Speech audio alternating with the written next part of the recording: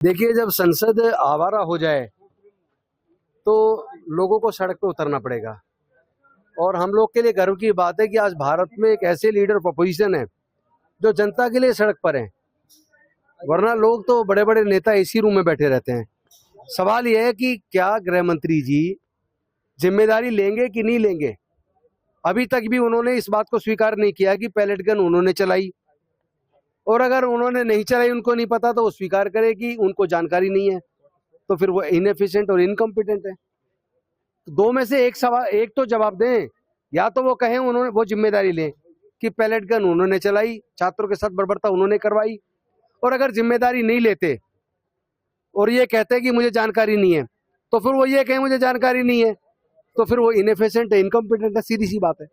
उसी को लेके हम लोग भी जा रहे हैं गांधी स्क्वायर पे, गांधी जी की मूर्ति प्रतिमा पर हम लोग भी धरने बैठेंगे। एक बात बताइए ना, पैलेट गन चली, एक छात्र की आंख चली गई और उसमें अभी तक मुकदमा दर्ज नहीं है। क्या चाह रहे हैं लीडर ऑफ अपोजिशन? यही तो चाह रहे हैं उसका मुकदमा दर्ज करो। ये दर्ज करके जांच करके पुलिस अपनी चार्जशीट दाखिल कर दे।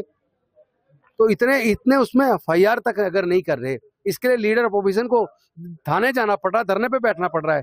ये डेमोक्रेसी के लिए मतलब कितनी शर्म की बात है कि क्या इतनी बेलगाम हो गई है पुलिस, गृह मंत्रालय इतना बेलगाम है, एक एफआईआर तक दर्ज नहीं कर रहा, ना जिम्मेदारी ले रहा है, ना एफआईआर दर्ज कर रहा है।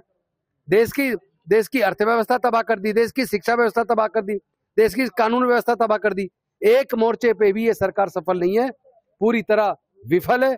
और इस सरकार रूपी इस नाव में इतने छेद हो चुके हैं, इसका डूबना तय है। अब सर, मुख्यमंत्री योगी आदित्यनाथ कह रहे हैं कि समाजवादी पार्टी का जो पीडीए है उसमें पी का मतलब उन्होंने पहले पिछड़ा कहा, फिर पंडित बताया, कुछ दिन में समाजवादी पार्टी कहेगी पी का मतलब पाकिस्तान है। कैसे देख रहे हैं सर? देखिए, वैसे भी योगी जी को मुसलमान और पाकिस्तान, इससे अलग कुछ बोलना करना आता नहीं है। उन्होंने तो वैसे भी यहाँ की पुलिस को हत्यारा बना दिया। ना वो न्यायालय को मानते हैं योगी जी, ना कानून व्यवस्था को मानते हैं, स्कूलों को बंद कर रहे हैं। और परीक्षाएं आप देख रहे हैं क्या हो रहा है। 68,000 वैकेंसी में 8,000 नौकरियां ओबीसी और दलित की वो खा गए। कोर्ट के, हाईकोर्ट के ऑर्डर के बावजूद अब तक न्याय नहीं कर रहे। तो ऐसी तानाशाह सरकार को उखाड़ के फेंकने का समय आ गया, और ये काम हम करने वाले हैं।